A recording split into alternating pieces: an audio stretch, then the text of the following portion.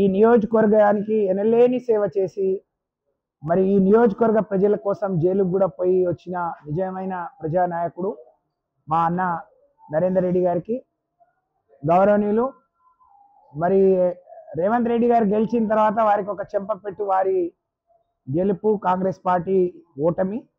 అలా విజయం సాధించిన మా సోదరులు మొన్నటి వరకు కౌన్సిల్లో మా సహచరులు చాలా హుషారుగా ఈ ప్రాంత సమస్యల మీద ఉవ్వెత్తున ఎగిసిపడే కెరటం లాగా పనిచేసిన అన్న నవీన్ కుమార్ రెడ్డి గారు, ఇక్కడ స్థానిక నాయకులు మా అన్నలందరికీ, ఇక్కడ ప్రధాన పూజారులుగా ఈ దేవస్థానాన్ని లక్షలాదిగా వచ్చే భక్తులందరి ఆరాధ్య దైవమైన మరి గోపాలన్నకు, రవి నాయక్ గారికి అందరికీ పేరు పేరున మరి హృదయపూర్వకంగా నమస్కారం. ఈరోజు రాష్ట్రంలోనే ఈ 2-3 రాష్ట్రాల సరౌండింగ్స్లో ఇవాళ ఈ దేవస్థానం ఉంది.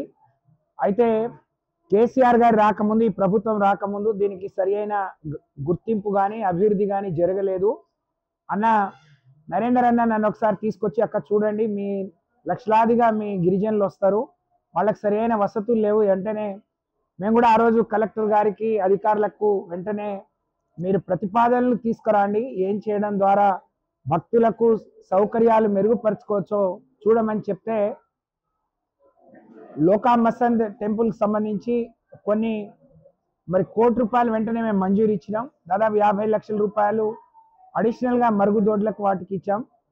నేను మంత్రిగా, గిరిజన సంక్షేమ శాఖ మంత్రిగా కొడంగల్కు దాదాపు 100 కోట్ల రూపాయలతోని రోడ్లు ఇచ్చాం, ఒక బంజారా భవన్ ఇచ్చాం, ఒక గురుకుల పాఠశాలను ఇచ్చాం.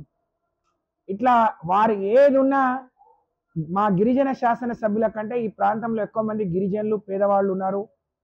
మరి గత పాలకులు ఎందుకో దీన్ని దృష్టి పెట్టలేదు, మీరు ఇవ్వాలి అని చెప్పి కేసీఆర్ గారి నుంచి, కేటీఆర్ గారి నుంచి ఫోన్లు చేయించుకొని కేటీఆర్ గారు దీన్ని స్పెషల్గా దత్తత కూడా తీసుకొని అభివృద్ధి చేయడం జరిగింది.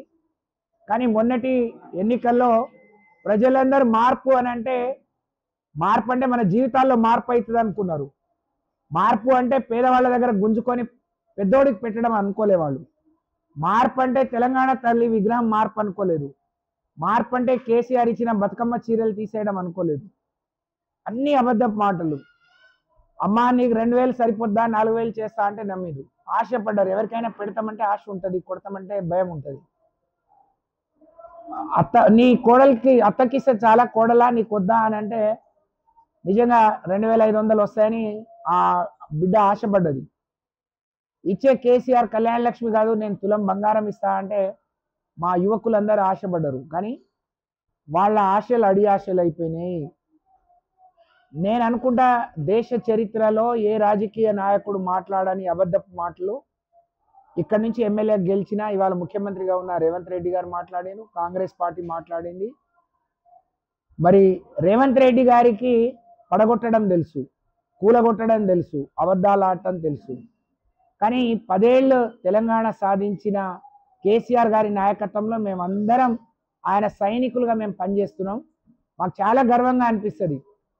నిలబెట్టే నాయకుడు ఎవరైనా ఈ రాష్ట్రంలో పేదవాళ్లను, దళిత, గిరిజన, అట్టడుగు వర్గాల వాళ్ళని నిలబెట్టే నాయకుడు కేసీఆర్. ఆయనకు నిలబెట్టడం తెలుసు, కట్టడం తెలుసు, అందరినీ గొప్పగా గౌరవించడం, కడుపులో పెట్టుకొని చూసుకోవడం తెలుసు. అలాంటి నాయకుడి నాయకత్వంలో మేము పనిచేయడం నిజంగా మా అదృష్టం. మరి ఈరోజు మీరు ఒక బేరీ చేసుకోవాలి, ఈ నియోజకవర్గ ప్రజలు కానీ రాష్ట్ర ప్రజలు కానీ. ఆ రోజు లగచర్లలో ఇక్కడ నుంచి గెలిచిన ఎమ్మెల్యే ముఖ్యమంత్రి అవుతాడంటే ఈ ప్రాంతం బాగా అభివృద్ధి చెందుతుంది, మాకు మేలు జరుగుతుంది, మా జీవితాల్లో మార్పు వస్తుందని ఆశపడ్డారు. కానీ ఏం జరిగింది? మా గిరిజనులందరూ పొట్ట చేతిన పట్టుకొని కొడుకులు, భర్తలు జైల్లో, కొంతమంది అడవులలో, మరి మా ఆడవాళ్ళందరూ ఢిల్లీ బాట పట్టింది. ఇన్నేళ్ళలో వాళ్ళు దేశం, హైదరాబాదే సరిగ్గా రాని వాళ్ళు పాపం ఢిల్లీ బాట పట్టి, మరి ఢిల్లీలో అందరి దగ్గర అభ్యర్థిస్తే తప్ప వాళ్లకు మోక్షం రాలేదు. ఇప్పటికీ వాళ్ళ మెడ మీద కత్తి ఇంకా ఉంది. కానీ రేవంత్ రెడ్డి గారు ఆటలు సాగనీయం, తప్పకుండా దాన్ని ఎదుర్కొంటాం, వాళ్ళందరినీ కాపాడుకుంటాం. కానీ మా నరేందర్ రెడ్డి గారు తను చేయని తప్పుకు మా గిరిజనులు ముఖ్యమంత్రి అయితే ఆయన ఇంటికి అడగటానికి పోలేదు, మాకు పని ఏమని అడగలే, మాకు అన్నం పెట్టమని అడగలే, మంచినీళ్ళు ఏమని అడగలే. వాళ్ళ భూములు వాళ్ళ తాతలు తండ్రులు చేసుకుంటున్న భూములను గుంజుకోవద్దు అని చెప్పిన పాపానికి వాళ్ళకు అండగా నిలబడ్డాడు. వాళ్ళతో ఫోన్లో మాట్లాడిండని నరేంద్ర రెడ్డి గారిని తీసుకెళ్లి జైల్లో వేసేది. రేవంత్ రెడ్డి గారి చరిత్ర జైల్లో వేసేదైతే గిరిజనుల పక్షాన పోరాడి జైలుకు పోయి మరి వాళ్ళ అండగా నిలబడ్డ చరిత్ర నరేంద్ర రెడ్డి గారిది. కాబట్టి రాబోయే రోజుల్లో ప్రజలు గమనిస్తా ఉన్నారు. మా కేటీఆర్ గారు వస్తే మా గిరిజన బిడ్డలందరూ బ్రహ్మరథం పట్టిండ్రు. ఒక నిండు చూలాలు జ్యోతి ప్రవీణ్ పాపం 8వ నెలలో భర్త జైలుకు పోతే తను ఢిల్లీ వరకు వచ్చింది. ఒక ఆడపిల్ల పుడితే మొన్ననే కేసీఆర్ గారు దానికి భూమి అని పేరు పెట్టడం జరిగింది. కేటీఆర్ గారు వస్తే బ్రహ్మాండంగా మా దళిత గిరిజనులు బ్రహ్మరథం పట్టిండు. వాళ్ళకి లేని తెలివి నేర్పిండు రేవంత్ రెడ్డి గారు. నేను అనుకుంటా కేసీఆర్ గారేమో పేదల పక్షాన్ని నిలబడి ఏదైనా పని చేస్తే వాళ్ళకి మేలు జరగాలని కోరుకుంటాడు.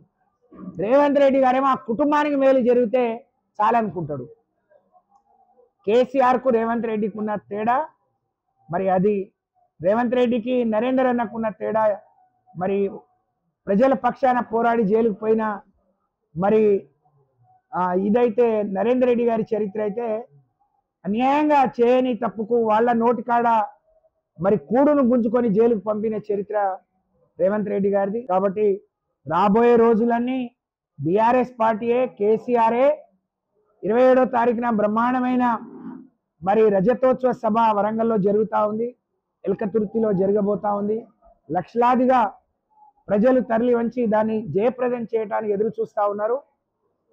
ఇన్ని రోజులు వాళ్ళకి గడువు ఇచ్చినాం, అయిపోయింది. ఇక ప్రజల గొంతుకై ప్రజల పక్షాన పోరాడటమే మాకు మిగిలింది. తప్పకుండా రేవంత్ రెడ్డి కాంగ్రెస్ పార్టీ అధికారంలోకి రావడానికి ఎన్ని హామీలు ఇచ్చిండ్రో, ఎన్ని గ్యారంటీలు ఇచ్చిండ్రో అవన్నీ కూడా కక్కిచ్చే వరకు, అవన్నీ ప్రజలకు చేరే వరకు ప్రజల గొంతుకై ప్రజల పక్షాన బీఆర్ఎస్ పార్టీ కేసీఆర్ నాయకత్వంలో ఎనలేని రాజీలేని పోరాటం చేస్తుందని చెప్పి నేను ఈ సందర్భంగా తెలియజేస్తా ఉన్నాను. ఇవాళ మా ఈ దేవస్థానానికి తప్పకుండా అప్పుడు ₹1 కోటిన్నర నిధులు ఇచ్చినాం. లక్షలాది భక్తులు వస్తున్నారు. పాపం బ్రిడ్జ్ ఇచ్చినాం, 6 కోట్ల బ్రిడ్జ్ ఇచ్చినాం, ₹1 మరి సత్రాలను ఇచ్చాం, 50 లక్షల రూపాయలతోని కొన్ని వసతులు ఏర్పాటు చేసినాం. మళ్ళీ చెప్తా ఉన్నాను, కేసీఆర్ గారి నాయకత్వంలో, నరేందర్ అన్న నాయకత్వంలో మళ్ళీ నవీన్ అన్న మరి వారు ఎన్నికల వరకు ఎమ్మెల్సీగా ఉంటారు. మళ్ళీ అదృష్టం కలిసి వస్తే కేసీఆర్ గారు దీవిస్తే ఇంకో ప్రమోషన్ వస్తుంది, ఎమ్మెల్యే అవుతారు. మేమందరం వచ్చి తప్పకుండా మరి ఈ దేవస్థానాన్ని అన్ని రకాలుగా అభివృద్ధి చేసే బాధ్యత తీసుకుంటాం.